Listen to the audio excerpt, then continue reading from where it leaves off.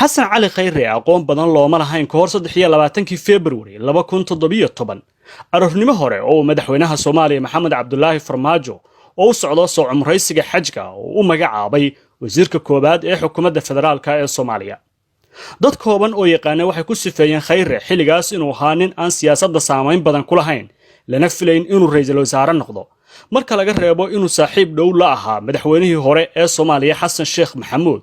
una noqday loolankii 2017 madaxa ololihiisa si aan ogeysiis hore lahayn uga siibtay maalmihii ugu adkaa ee loolanka.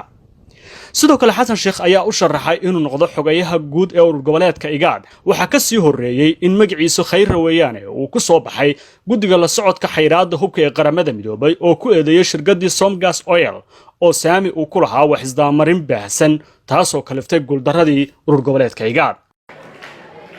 dowladda Soomaaliyeed ma ahan mashruuci cayrta Masar Khayre 3 sano iyo 6 bilood oo uu soo ahaa wasiirka koobaad ee xukuumadda federaalka ee Soomaaliya una shaqeeyay si farigan la'aana si joogitaankiisa xafiiska ayay soo afjareen golaha baarlamaanka oo 170 xildhibaan codka kalsoonida ay kala laabteen sida uu ku dhawaaqay guddoonka golaha baarlamaanka. guddoonka golaha shacabka wuxuu cod u qaaday kala noqoshada kalsoonida xukuumadda hadda jirta oo ra'iisul wasaare uu yahay Xasan Khayre. baarlamaankana sidaan ayuu codeeyay waxaa ogol u codeeyay 170 xildhibaan waxaa diiday 8 xildhibaan wax ka aamusay malaha sidaa daraadeed madaxweynaha jamhuuriyadda federaalka Soomaaliya sida uu farayo dastuurka kumeel gaarka ah oo in si degdeg ah u soo magacaaba ra'iisul wasaare iyo xukuumad waddankan gaarsiin karta fulin karta doorasho qof iyo cod ah muddadii loogu talagalay. waxa uu noqday ra'iisul wasaarihii ugu waqtiga dheeraa haddana ra'iisul wasaarihii ugu saacadaha koobnaa ee saacado kooban gudahood kalsoonida loogala laabto ayuu Khayre u diwaan gashan.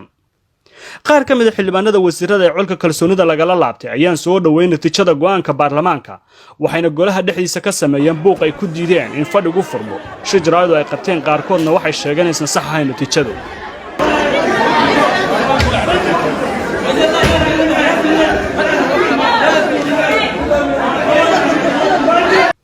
ilaa aad ugu dhow Xasan Cali Khayre waxay xaqiijeen wax badan kala socday qorshahan isla markaana si rasmi ah loogu wargeliyay xalay inuu isku diyaariyay natiijada fadhiga baarlamaanka ee maanta. waxa kale oo ka sii horeysay safarkii uu ku tagay Qatar oo isna saameyn kala lahaa. taasi waxay kaleftay inuu si degdeg ah maanta ku soo gaaro Muqdisho laakiin xildhibaanadu uguma simin inuu gabi ahaanba kala fadhiga ka qayb galo ama ugu yaraan ay difaacaan xildhibaanada taageersan.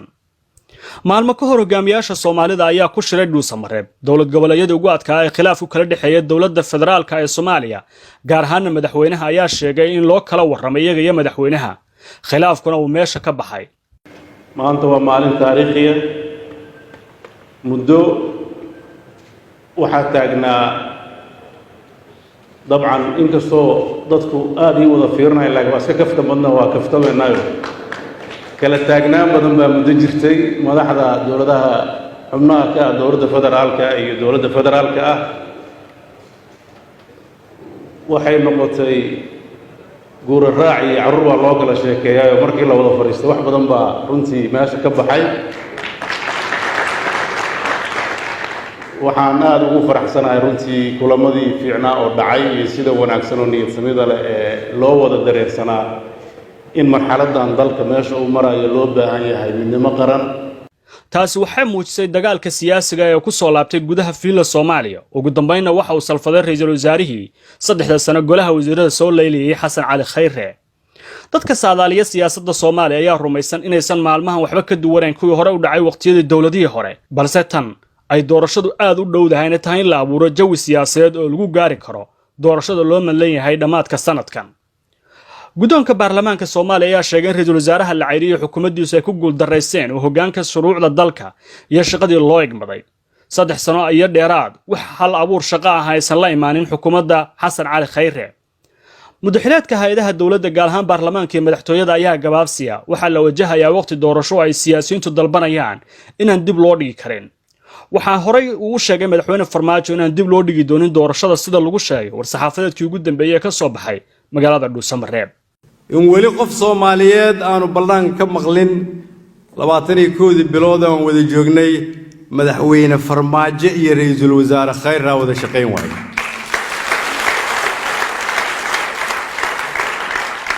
intaasi waa inta ugu yar oo aad waajib noogu leedihiin khayra waxaa lagu xasuusan doonaa khudbado diyaarsan oo uu jeedin jiray xanaanka deyn cafinta diiwaangelinta ciidanka iyo eedaha la xidhiidha fashilka xukuumaddiisa ee tubta doorashooyinka oo ay ka mid ahayd arrimaha 2 sano ka hor uu ballan qaaday in la qabanayo dawladnimadu waa Soomaali tiraahda Soomaalinimadan rabnaa dawladnimadu waa Soomaali tiraahdo waa ku daalnay sida hore waxaan rabnaa sharafta iyo karaamada ummadda Soomaalida aan soo celino inta anagu aan joogno xukunka waxaan idin ballan qaadayaa inaan aqbali doonin in la cabsiyo inaan aqbali doonin dariiqa saxda ah nala ka leexiyo inaan aqbali doonin in la yiraahdo nala shaqaysta hadii kale waa idin ka ridayna inta aan anagu madaxda nahay anigoo ku hadlaaya keyga iyo kan madaxweynaha waxaan idin sheegi doonaa sharafta aan raadinayno kama raadinayno qabqablayaal waxaan ka raadinaynaa shacabka Soomaaliyeed madaxweyne farmaajo waxaa laga sugayaa magacaabidda ra'iisul wasaare kasbada taageerada dowlad goboleedyada mucaaradka ururada siyaasadda ah iyo waliba shacabka kaas oo ay hor yaalaan shaqooyin ballaaran oo ku wajahan sidoo xaaladan dalku hadda ku jiro ee kala guurka uga saari lahaa